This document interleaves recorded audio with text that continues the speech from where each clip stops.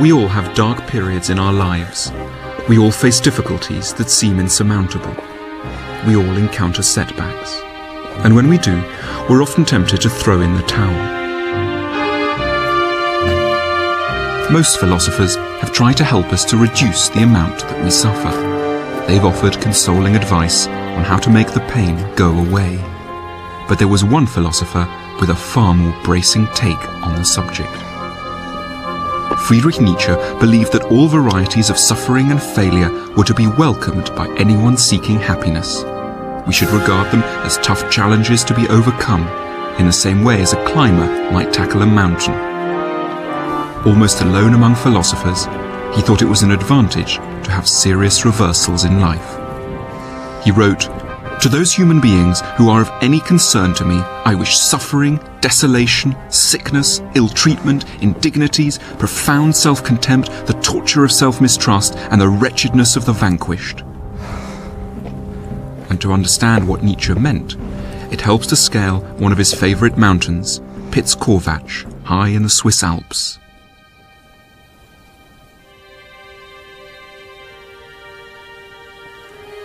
I'm now standing on the top of Piz-Corvatsch, and the view is extraordinary, sublime. There's a complete stillness in the air. Clouds are just drifting over us. We can see clouds below us, and then through the clouds, villages and forests. You feel like you're on the top of the world, and the air is curiously light, and you feel a kind of elated feeling.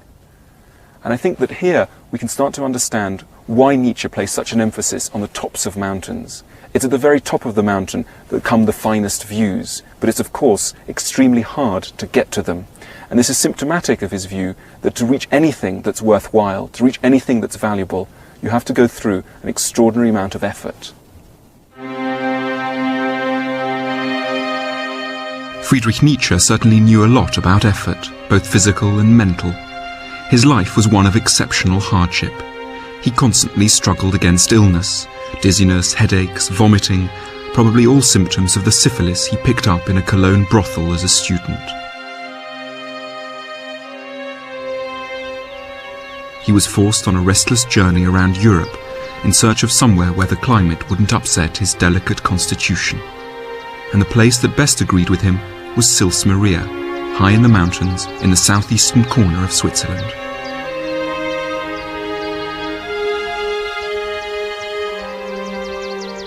Nietzsche came here for the first time in June 1879 and immediately fell in love with the place. "I now have Europe's best and mightiest air to breathe," he wrote. "Its nature is akin to my own." He spent 8 summers in Sils Maria, living in this barely furnished room rented from a farmer.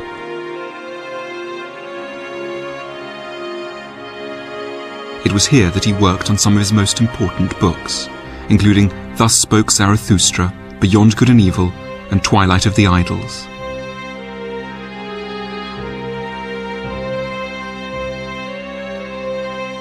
But his work enjoyed little success in his lifetime. Although he'd been made a professor by the age of 24, he was completely out of tune with his colleagues and was finally forced to retire at the age of 35. For the rest of his life, he had very little money, and the many books he worked on here went largely unread.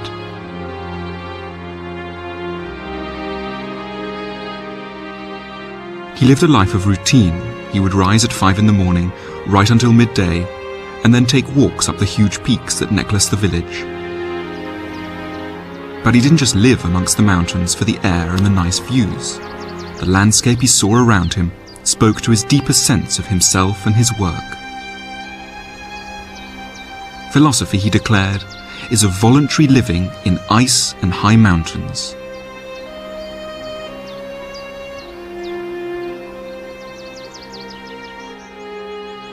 Nietzsche's love life was as disastrous as his professional career. All his attempts to seduce women were in vain. Many were frightened by his large moustache, and he confessed to feelings of appalling loneliness. He wrote to a married friend, "Thanks to your wife, things are 100 times better for you than for me. You have a nest together. I have, at best, a cave."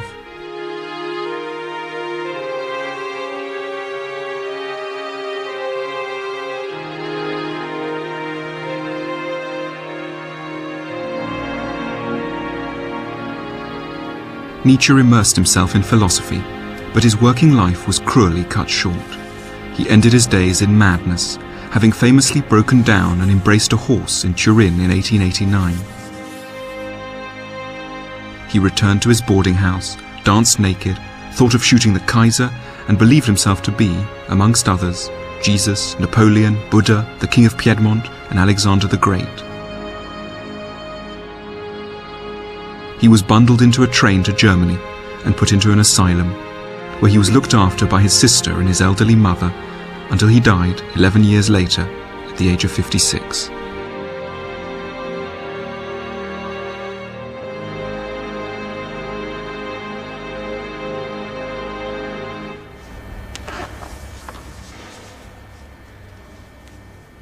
A key lesson that Nietzsche's life of hardship taught him was that any worthwhile achievement was born out of constant struggle and hard work. Though we sometimes suppose that success comes easily and naturally to some people, there was no such thing as a straight path to the top in Nietzsche's eyes. Don't talk about giftedness or inborn talents, he wrote. One can name all kinds of very great people who were not very gifted. They acquired greatness, they became geniuses, and they did so by overcoming difficulties. It's a lesson that the ballerina exemplifies. Monica Perego is a principal dancer with the English National Ballet. It takes a lot of work, also dedication. It's a job that you do for love, really. And basically it's just a lot of practicing the same step over and over again till you get it right and you make it seem effortless. And a lot of pain in the body, of course, because it's a lot of strain for the muscles. And pain on the feet, obviously, because you've got these lovely point shoes on, which look really nice, but they're quite painful sometimes. How much does it hurt? I mean, it's hard to imagine. Well, it depends. You go through phases, really, but you do get a lot of blisters, and you do get aches and pains all the time. All the time? Oh, yeah, pretty much, especially backs, and, I mean, it's personal, but backs and calves, and that's the worst. And, of course, blister on the toes, and, you know, yellow nails. They sound disgusting. What's a yellow nail? Well, basically bruised nails. Oh, right, on bruised toenails. So, yeah. And do they bleed as well? Do your feet ever bleed? Well, yeah, just with blisters. I had actually 2 toenails coming off as well. Goodness me. And for example, we were at the Royal Albert Hall in June, and I've been off sick for a while, and I had to come back and go straight into Swan Lake rehearsal.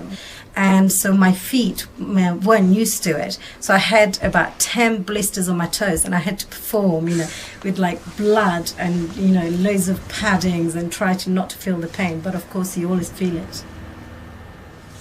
Nietzsche said that without pain, without going through pain, there could never be any gain, and that anything that's worthwhile doing in life is going to take you through some awful things. Do you think that's right?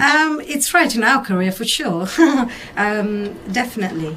Because it is so straining, but the satisfaction at the end of a performance or at the end of someone's career, it's so amazing that no aches and pain would, you know, take that amazement away from it. You know, the pain was worth it. Oh yes, definitely.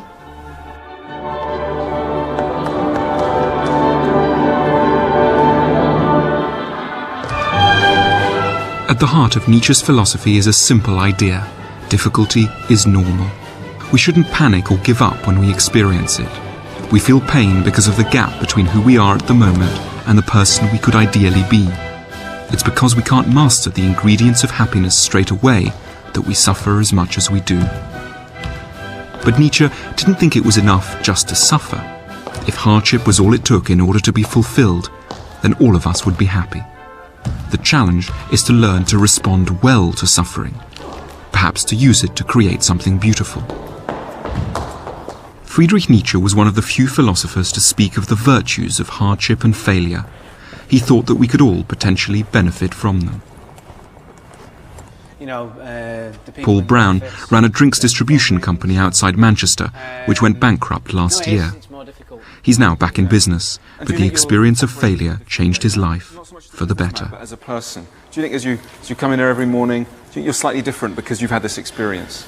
Yeah, I'm in earlier for a start. Yeah. But no, I don't let the little problems, I don't let them get on top of me. Yeah. You know, it's a little problem. You know, it'll go away. You don't take it into it's like massive, you know, like it's the end of the world. Yeah. You know, the end of the world happened, you know, a couple of months ago, and it failed, and suddenly there's a new world. So, well, it hasn't ended at all. So you don't think a problem is the end of the world, you know. So in a way, you don't panic as much because you think, well, I've been through the worst has happened, and I came through it. Yeah, you do, because you know it's not as bad. It really isn't as bad. You know, is what everyone makes out, you know. Yeah. Failing is horrible. I wouldn't like anyone to fail, but have the experience of failing. Have the feeling of the experience of failing, at least. You know, because that's horrible. But try not to fail, you know. But everyone fails, I suppose. Yeah. So. And yet, I don't know, I mean, I think something interesting that Nietzsche says is that we slightly live in a culture where failure is not spoken of. It's like there are these failures and sort of that's just this freakish thing that happens to a few people and let's not talk about them. And then there's success. But somehow the two are not brought together, and I think what's quite interesting is to think in every life, even a good life, even a successful life, is going to involve some failure at some level. Not necessarily a huge level, but at some level. Well, how would you be able to judge your success if you haven't failed? Yeah? Paul's experience in many ways confirms Nietzsche's analysis of the benefits of failure. However, Nietzsche's point is more subtle. He didn't think that having failed was in itself enough. All lives have failures in them. What makes some lives fulfilled as well is the manner in which failure has been met. It's a surprising fact about Nietzsche that for a time he wished to abandon the bookish life in favour of becoming a full-time gardener. The plan never really came off, but cultivating plants taught him an important lesson. Nietzsche thought that we should look at many of our problems like gardeners. Now, gardeners come across a lot of plants with very ugly roots. If we take this one, I think it's a particular monster. Look at that, fairly ugly. But what gardeners are able to do is to cultivate something that looks initially very ugly into something very beautiful. Look at this, rather stunning. And Nietzsche thought this was a kind of metaphor for what we should do in our own lives. That is, take situations that look initially very horrible, very dark, and grow out of them something beautiful. There's something very uplifting about Nietzsche's botanical view of our problems. Even our most negative, ugly, dark feelings can be cultivated to produce something fruitful, but it's entirely up to us to make this happen. Envy, for example, might just lead to bitterness, but could, if properly trained, spur us on to compete with a rival and produce something wonderful. Anxiety might make us panic, or it might blossom into an accurate analysis of what's wrong, and so to peace of mind. And that's why Nietzsche wished misfortune on his friends, because he believed that hardship was a necessary evil out of which, if these friends were skilled, they might be able to harvest beautiful things. Would you ever wish failure on your friends? No. The feeling of failure, yeah. Feeling of failure? The feeling of failure. Why? Because the feeling of failure is horrible, and the feeling of making it again afterwards, just it puts it into context on how bad it feels to fail. You know, so the feeling afterwards is so much better. Have you ever been to Naples? No. No. Okay, well, Nietzsche went to Naples, and Nietzsche says, in order to get great happiness from life, in order to harvest great happiness, you've got to live dangerously, he says. And he advises you to build your homes on the slopes of Mount Vesuvius, which is a slightly reckless thing to do. Reckless, but it's a beautiful view. You see the sea, you get a wonderful view.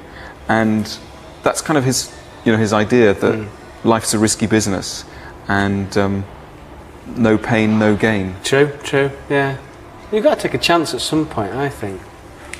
Because if you don't take a chance, then how will you ever know? I mean, the views could be absolutely fantastic, but if you say to yourself, if it erupts, the problem's a landslide, well, you'll never know if the views are that good.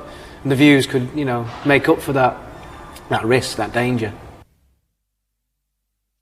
If Nietzsche gave some thought to what some good responses to problems might be, he also castigated what were in his view the disastrous ones. One of the worst was to head for the pub.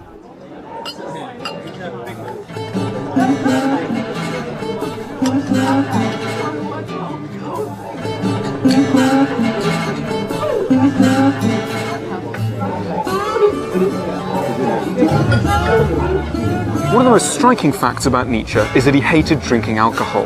And this was more than just a personal taste. He believed that anyone with even the slightest interest in being happy should never go anywhere near a drop of alcohol.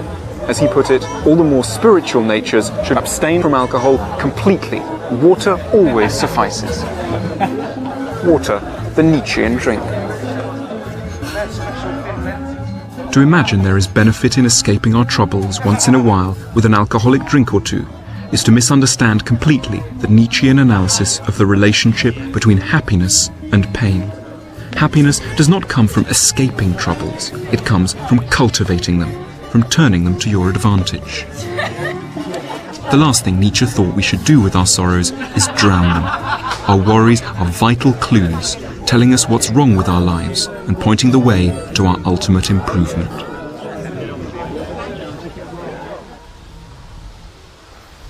Nietzsche was born in the tiny village of Röcken in what used to be East Germany. His father was the parson, his deeply devout mother was herself the daughter of a parson. The philosopher adored his father, and must have been deeply shocked when he died suddenly when Nietzsche was only 4 years old. The loss was to haunt him throughout his life.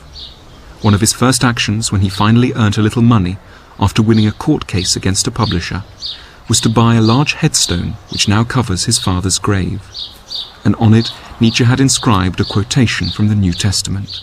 Die Liebe höret nimmer auf. Love never ceases. A traditional Christian message. Even though Nietzsche loved his father deeply, even though he's buried in a Christian graveyard right next to his father, the pastor, Nietzsche had the greatest reservations about the kind of assistance that Christianity brings us when we're facing difficulties and problems.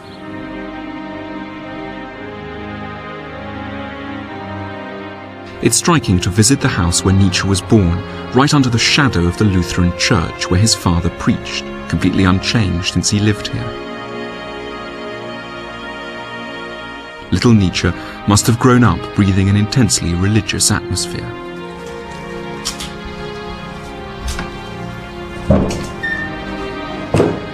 So it's very surprising to read the philosopher and find out what he had to say as an adult about his parents' religion.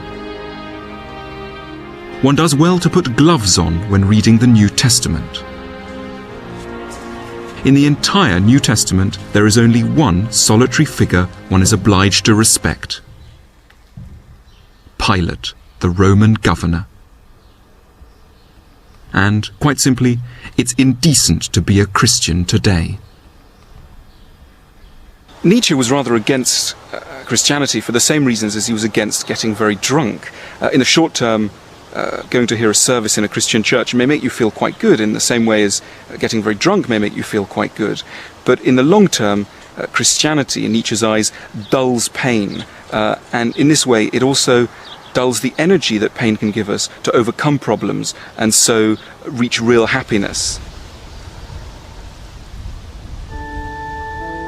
There are undeniably certain differences between a pub and a church, but Nietzsche insisted that there were great similarities between the consolation available in both places. It seemed to him that the New Testament tried to make us feel better by saying that many things we thought of as problems are not in fact problems at all, but rather assets. To anyone worried about being too timid, the New Testament advises, "Blessed are the meek, for they will inherit the earth." To anyone worried about not having any friends, the New Testament says, "Blessed are you when men hate you, when they exclude you and insult you." And to anyone who worries about not having enough money and who envies those who do, the New Testament has these soothing words. It's easier for a camel to go through the eye of a needle than for a rich man to enter the kingdom of God. Nietzsche took such words to be catastrophic. Like alcohol, Christian counsel might dull pain, but it will also weaken the resolve to overcome the problem from which the pain has arisen. So how would Nietzsche have preferred Christians to behave when faced with difficulties? Chiefly by not pretending that they didn't want the things that were difficult to get. Nietzsche had a host of difficulties. He was poor and sick and lonely. but he never behaved in the way that he had accused Christians of behaving. That is, he never declared that health and wealth and love were bad. He accepted that he didn't have them, partly by choice, partly by circumstance. But he did not deny his wishes. He did not deny his pain. And so it perhaps comes as no surprise to find in the parish records of his burial here in Röcken that the church authorities have written, beside his name, the words, "A known Antichrist."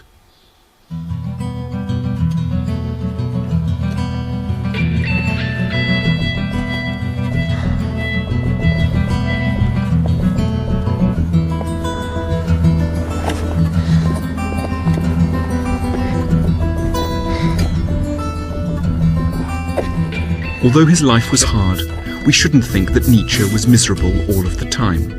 On the contrary, he often talked about fulfillment, particularly when he was here in the mountains. But when he does talk about fulfillment, he's thinking of something richer than the sort of cozy well-being we might imagine. He writes sarcastically about people who are addicted to the religion of comfortableness. He calls them small, mean people, hiding in forests like shy deer.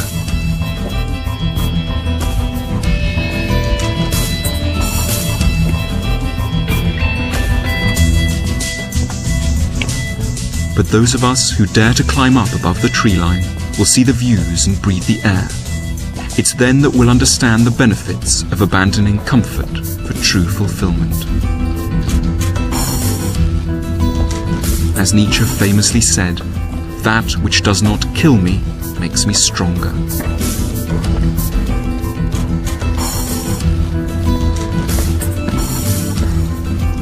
Like every philosopher in this series, Nietzsche was interested in making people happy. However, unlike every other philosopher in this series, he believed that extremes of pain were a vital component in reaching the kind of happiness he had in mind.